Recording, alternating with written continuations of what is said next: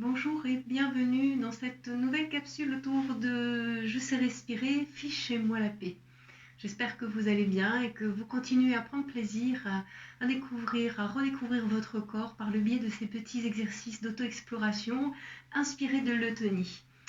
Alors avant d'aller plus loin, si vous vous êtes inspiré par mon approche, inspiré par celle de Gerda Alexander, si vous prenez plaisir à ces petites capsules, pensez à vous abonner en cliquant sur la petite icône, le petit personnage en bas, homme ou femme, à vous de deviner, à vous de choisir, mais cliquez donc pour vous abonner. Voilà, alors aujourd'hui on va encore repartir sur cet espace de la respiration, de cette réflexion autour de la respiration.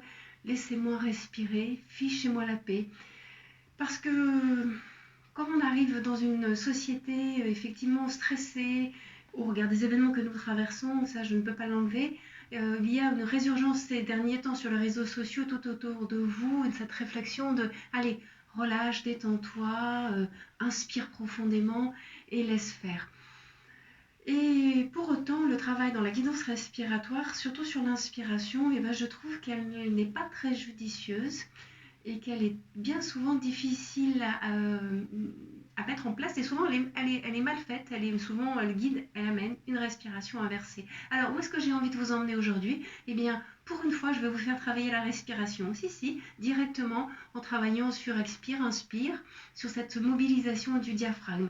Et donc, puisqu'on parle de respiration diaphragmatique, le grand diaphragme qui délimite l'espace abdominal de l'espace thoracique, et bien ce grand diaphragme respiratoire qui permet la respiration par son jeu de contraction, puisqu'il va à la contraction, et ça c'est un élément que vous entendiez, le mouvement du diaphragme c'est de s'abaisser.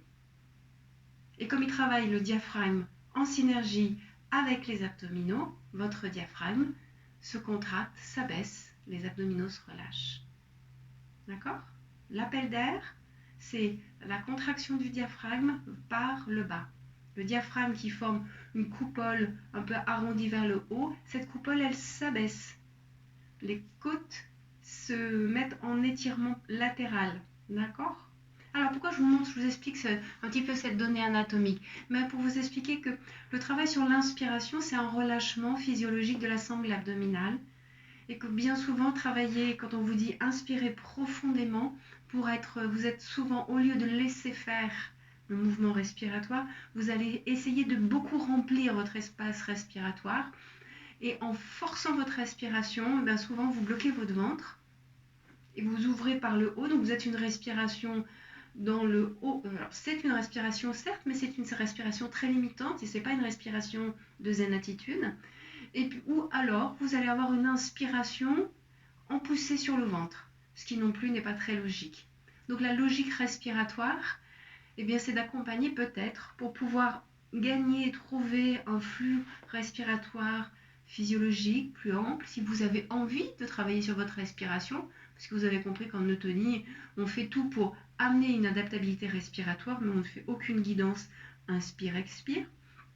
Mais ça semble important de s'arrêter au fait comment retravailler cette concentration respiratoire, puisque c'est un petit peu l'impulsion du yoga, de la méditation et de plein d'autres approches de relaxation.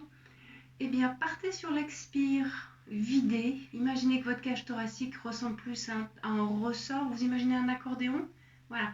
On va faire on va regrouper le ressort, on va regrouper l'accordéon sur lui-même, sur le mouvement expiratoire, on va vider, et comme on est allé plus ou moins en bout de l'expiration, l'inspiration va se faire passivement, amplement, et de plus en plus ample. Donc on va se faire un petit jeu expiratoire.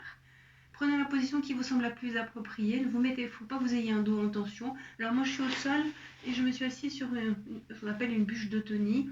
On peut être assis sur une chaise.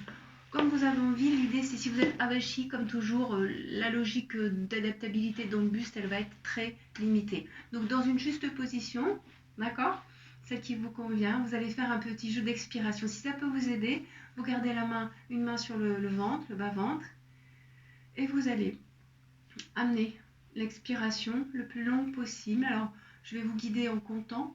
On y va, on est parti. Et 1, 2, 3,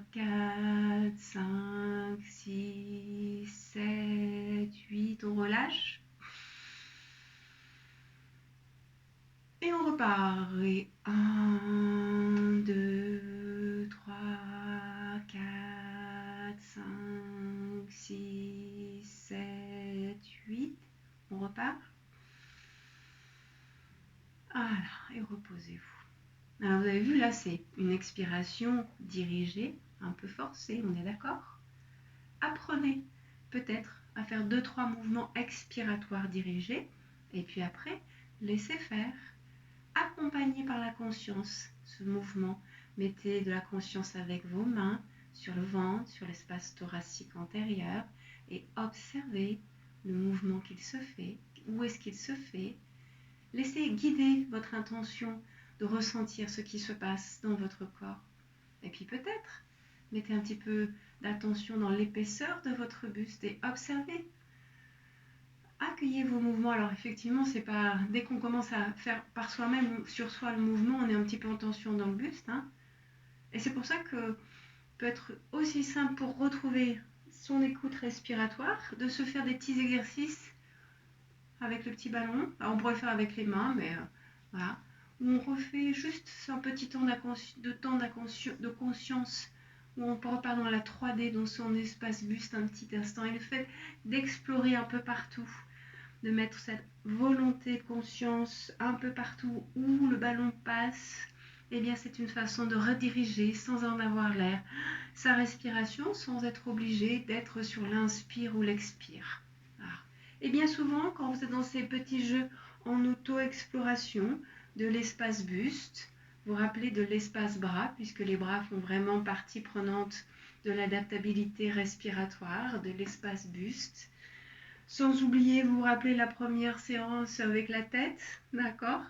La tête, c'est un espace aussi, en redescendant dans le cou et la nuque, qui est en lien avec notre adaptabilité respiratoire. Le fait de jouer avec les différentes parties de votre corps va amener progressivement, spontanément, une adaptabilité, mobilité, et souvent vous vous mettez à bâiller. Ça se voit encore plus quand on passe au sol, alors soit avec un gros ballon, soit directement au sol, dans les jeux d'étirement. Donc tout ça pour dire que, ok, en eutonie, on ne fait aucune guidance respiratoire, mais que certes, si on veut parler respiration, arrêtez d'aller chercher l'inspiration, partez sur l'expiration, retrouvez le souffle. Peut-être qu'il peut être judicieux de chanter tout simplement, de vous amuser à sortir un son et de faire un petit peu des vocalises, de rire, de vous laisser partir dans la mobilité de votre juste espace respiratoire. Voilà, bonne découverte, explorez-vous et n'oubliez pas, on n'est pas sérieux quand on fait de l'eutonie. Alors à très bientôt pour un autre temps d'exploration.